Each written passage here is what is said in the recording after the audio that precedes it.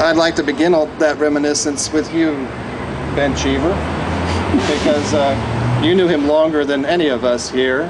He was the editor of your dad's stories, and your father dedicated the Wapshot Scandal to him. He dedicated it to W.M. He didn't dedicate it to William Maxwell. They loved and hated each other and worked together their whole lives. And I knew him first as a friend of my father's, and then when my father died and I put together the book of letters, I knew him as a friend and as a mentor. And I used to go see him always with great fear and trepidation and ask him, apologize. I'm very good at apologizing. It may be my greatest talent.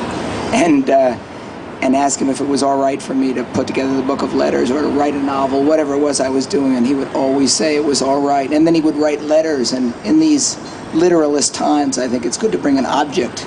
So yesterday I got out the box of letters, and I didn't read them all, but I read a lot of them, and they made me both sad and happy. And I brought two, one in which he's being kind to me, and one in which you just see how funny he was. I mean, everything you've said about the wonder of his prose, I completely agree with, except that I do think the story he told was also angry, also ironical. It was all the things that you I mean, it was mannered, but there were other deeper feelings there too. Those less appropriate feelings were there, which is why you'd read his stories and think how wonderful it is, and tears would be running down your face. This was in 1993. Dear Ben, yes, all you have to do is work very hard. I have never known good things not to come of it, and I am all the better for work habits. I feel I'm engaged in a struggle, with whom or with what I am not sure, for your soul. If I win, as an old man, you will look back kindly on your life and say to yourself, to think, I spent all those years thinking poorly of myself. How unnecessary. Love, Bill. It's wonderful, but I bet he sent letters just like it to 20 or 30 other equally deserving men. Anyway, here's a letter. I'm not going to read the whole thing, but the last paragraph. He would write these, they were not long, sometimes 2 pages, almost never 3. And he used to say it was like we were talking together across a garden. Didn't he used to do that to everyone, to talk across, a hedge or something, as if we were neighbors? And there would always be some wonderful thing that I would rush in and read to Janet. At the end of this one, he says, this is 1998. If I hear one more word about Clinton's ability to provide moral leadership, I will go out of my mind, he said. There are more hypocrites in this country than there are Puritans. Love, Bill. So he was kind of, actually he was extraordinary. And in my life, he was one of a kind. He was clearly a talent. And I always think kindness, it seems to me, is often a masquerade, and I say with some authority because I try and be kind, is often a masquerade for weakness. And Bill managed to combine success and strength and kindness in the same man, and that was wonderful. Thank you. Dan Menaker is here tonight, and you had the privileged position of having Maxwell as a colleague at the New Yorker, and the even rarer privilege of having Maxwell as a teacher.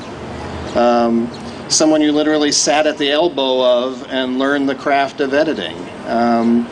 Talk about kindness. Can you describe that experience? Well, it was about, as he was leaving the New Yorker, he retired, I believe, in 1976. He helped me to learn to be an editor, and in that process I sat in his office for those 3 months and did everything that he did. I read the stories that came to him, whoever they may have been by. I wrote letters. I edited the stories after they were accepted. I wrote what the New Yorker used to call opinions, but it was all shadow boxing. He it never got out of his office. He would look over the work that I'd done and make some very kind and helpful comments, and it was an experience beyond description. I can't say what it was like because it was too intense and too helpful and too exceptional. I don't know that, I'm not sure how many people have had an apprenticeship like that. The only thing that it reminds me of, what it must have been like to be an apprentice and to be Paul Revere. Not that the British are coming, but to be so closely and professionally attached to somebody who's a master of his craft, it seemed extraordinarily old-fashioned and very lucky. And when did he say that you were ready to go out sort of on your own, to let your work out of the office? It was, actually, it started in a very small way. Sylvia Townsend Warner wrote a story. I was a copy editor, and I had been asked to leave the New Yorker, actually, but Bill sort of adopted me and encouraged me to write and stick around. And you know what? It's too long of a story. I'll tell you, I can answer it very quickly. Basically, he let my work go out when he left. And from then on, I was on my own. And when I went back to him many years later, when he was dying, and I said, you know, those first 2 years after you left were very difficult. There were others in the fiction department and in the New Yorker who weren't that happy about my presence there. And you should have warned me. It was really scary. And he said, I knew you'd be all right. And that was that. It was the kind of tone. I said, well, I'm glad you did. Anyway, so it was an amazing I think apprenticeship is the word that is probably the most appropriate of a very, very old-fashioned sort, amanuensis-like sort. You never edited anything of Ben's father, did you? After No. No. Can you share anything about those editorial tussles between your father and Maxwell? Or you have they did have a famous tussle, which was told differently, but depending on who you spoke with. The way my father told the story, he went to lunch with Bill. Jump in if you want to correct me. He went to lunch with Bill. They had a couple of drinks. Bill brought him to the office. It was the story, The Brigadier and the Golf Widow. Is that what you're shooting? And the whole end of it had been cut off. And then my father got on the train and read Life magazine cover story on Salinger, I think, or something like that, which made him furious and envious. And he called Bill at home and said, you've ruined my story, and and Bill said, oh, we'll put it back. I was just trying it out. I wasn't sure I was going to cut it. I was just trying it out. So that's the way that my father told the story, which was a kind of a battle that they had where he finally, in desperation, stuck up for his rights. Bill told quite a different version. My guess is, well, you'll never know the truth in a story like that. They worked together. I think there's no question that they really loved each other. Sometimes they hated each other, but they were very personally engaged, both on the page and as more on the page than as friends, but they were friends too.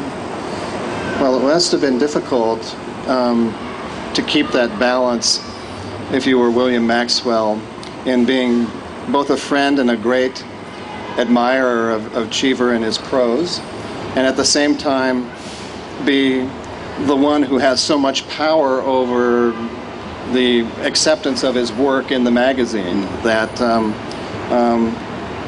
were rejections seen by your father as a betrayal when he did turn down a story?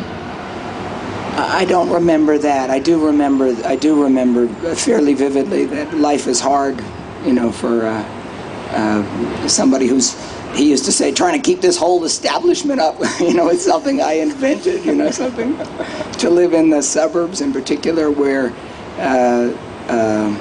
particularly in our country where art is a thing you buy after you bought the car and the boat, and and to try and make a living at it.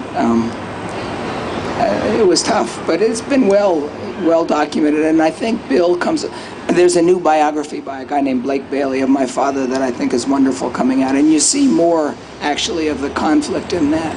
But I think it's absolutely fair to say that it was a fruitful relationship, both for both of them and also for everyone who read that magazine.